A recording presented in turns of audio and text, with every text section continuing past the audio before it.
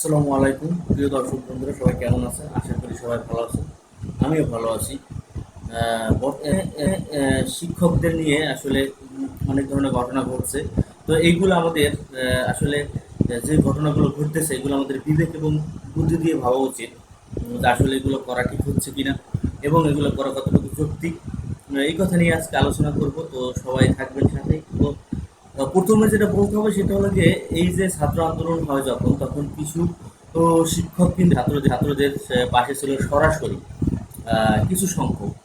আর কিছু সংখ্যক আহ, শিক্ষক ছিল, তারা ছাত্রদের পক্ষে ছিল না, তারা আড়ালে ছিল।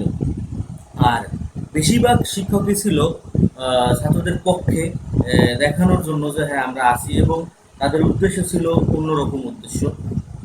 যে উদ্দেশ্যগুলো আসলে তারা সুবিধা নিতে চাচ্ছিল, যে পরবর্তীতে যদি কোনো সরকার আসে তাকে তেল মারবে এবং বিভিন্ন পজিশনগুলো আসলে নিবে, এরকমও অনেক শিক্ষক ছিল। তো ওদিকে পরে যাচ্ছি।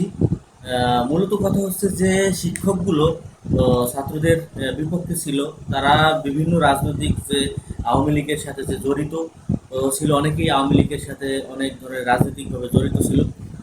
তারাই আসলে এই ছাত্র আন্দোলনের বিরোধিতা করেছে এবং তাদের পাশে ছিল না। তো এই যে এর ভিতরে অনেক শিক্ষকই কিন্তু নিজ ইচ্ছায় পদত্যাগ করতে চায়নি।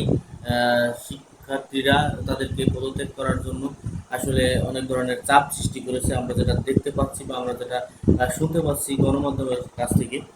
তো এই যে পদত্যাগ করানোর বিষয়টা, শিক্ষকের যে পদত্যাগ করাচ্ছে ছাত্ররা, আসলে যদি কোনো শিক্ষক কোনো রাজনীতির সাথে, আওয়ামী লীগের সাথে, স্বৈরাচার আওয়ামী লীগের সাথে জড়িত থেকেই থাকে এবং তাদের মাধ্যমে তারা চাকরি পেয়ে থাকে, তাহলে অবশ্যই তাদেরকে আইনের আওতায় আনা উচিত। এবং এটা আইন আসলে এটা সবকিছু পর্যালোচনা করা আমার কাছে মনে হয় এটা উচিত। কিন্তু কিছু ছাত্ররা আসলে জানি না এটা আসলে কতটুকু যৌক্তিক। তারা আইন যদি এটা কোনো শিক্ষক যদি আসলেই কোনো হয়রানি করে থাকে, ছাত্রদের হয়রানি করে থাকে এবং ছাত্রদের আন্দোলনের বিপক্ষে থাকে, তাদেরকে চিহ্নিত করতে হবে এবং সুষ্ঠু তদন্ত করতে হবে এবং তাদের বিরুদ্ধে আইনানুগ ব্যবস্থা নেওয়ার জন্য শিক্ষার্থীরা সেটা চেষ্টা করতে পারে। কিন্তু জোরপূর্বকভাবে যে ছাত্ররা শিক্ষকদেরকে ধরে ধরে একদম বিভিন্ন ধরনের হয়রানির শিকার করে যে ধরনের পদত্যাগ করাচ্ছে, এটা আসলে আইন নিজের হাতে তুলে নেওয়ার মতন আমি যেটা মনে করি। আসলে সব কিছু কিন্তু আবেগ দিয়ে হয় না, অনেক সময় বিবেক দিয়ে বিবেচনা করতে হয়। এই যে এখন যে প্রক্রিয়া চলতেছে, এতে স্যার ছাত্র এদের ভিতরে একটা বিবাদ সৃষ্টি হচ্ছে এবং এই বিবাদের কারণে কিন্তু আমাদের শিক্ষা যে ব্যবস্থা এটা কিন্তু ধ্বংস হতে পারে। এটা শিক্ষা কিন্তু খুবই ঝুঁকির মুখে আছে। আমি মনে করি, আমার ব্যক্তিগত আহ, অভিমত আমার এটা, যে এই যে ছাত্র শিক্ষকের ভিতরে যে একটা দ্বন্দ্ব তৈরি হচ্ছে, এই দ্বন্দ্বে পড়াশোনার শিক্ষার আহ, খুবই ক্ষতি হতে পারে মনে করি।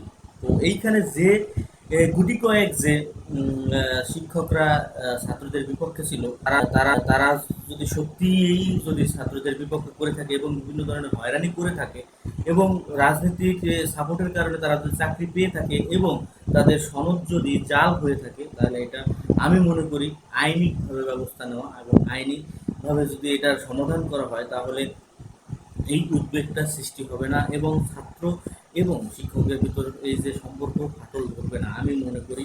তো আমার কথা হয়তো অনেকেই ভাবতে পারে যে আমি এখানে দালালি করতে আসছি, কিন্তু আমি কোনো দালালি করতে আসিনি। আমি শুধুমাত্র বলতে চাচ্ছি যে এখন বাংলাদেশের যে সাম্প্রতিক যে অবস্থা, এই অবস্থাতে আমাদের সব কিছুই করতে হবে বুদ্ধি দিয়ে এবং অনেক কিছু চিন্তা ভাবনা করে। কারণ আমাদের কে বিভিন্নভাবেই কিন্তু আওয়ামী লীগের যে সন্ত্রাসীরা বিভিন্ন রূপে আমাদের বাংলাদেশকে নিচে নামানোর জন্য অনেক পায়তারা করতেছে। তো আমাদেরকে সাবধান হতে হবে এই বিষয়ে এবং আইনিক যে একটা ব্যবস্থা আছে এই ব্যবস্থাকে ছাত্ররা আইনিতে সহায়তা করবে এবং সাহায্য করার ফলে দেখা যাবে যে শিক্ষকরা বিরোধিতা করেছিল এবং আওয়ামী লীগের সাথে জড়িত, তারা এমনিতেই এই চাকরিচ্যুত হবে, আমি এটা মনে করি। আর শুধু শুধু ধরে ধরে এরকম হয়রানি করা। একটা বিষয় মাথায় রাখতে হবে যে আমরা যারা পড়াশোনা করেছি এবং বিভিন্ন পর্যায়ে আসছি, আমরা অবশ্যই শিক্ষকের দ্বারাই আসছি।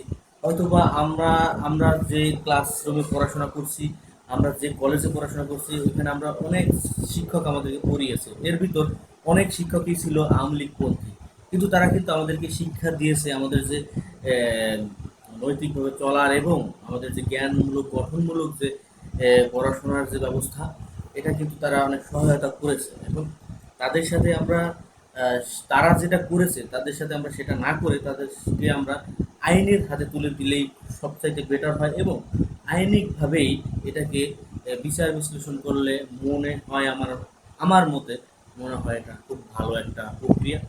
আইন নিজের হাতে তুলে নেওয়া এবং আইনকে ভঙ্গ করা আমাদের কারোরই এটা অধিকার নাই। আমাদের আইনকে সব সময় আমাদের সামনে রাখতে হবে, আমি যেটা মনে করি। তো আমার কথায় যদি কেউ কোনো কষ্ট পেয়ে থাকেন, আসলে আমি সরি, দুঃখিত।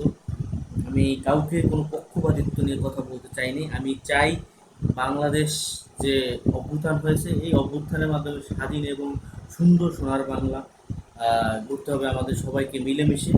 তার ভিতর দিয়ে অনেক সময় আওয়ামী লীগের বিভিন্ন নেতাকর্মীরা বিভিন্ন রূপে আমাদেরকে হয়রানি করার চেষ্টা করতেছে, সেটা আমরা বিভিন্নভাবে প্রতিহত করতে পারতেছি। তার ভিতরে শিক্ষক এবং ছাত্রদের ভিতরে যদি এই একটা খারাপ সম্পর্ক তৈরি হয়, তাহলে আমাদের শিক্ষা ব্যবস্থাকে ধসে যেতে পারে, আমি এটা মনে করি। তো আমি আর বেশি কিছু বলবো না। সবাই ভালো থাকবেন, সুস্থ থাকবেন। দেখা হবে পরবর্তী কোনো ভিডিওতে। সে পর্যন্ত দোয়া করবেন। Good bye, tata.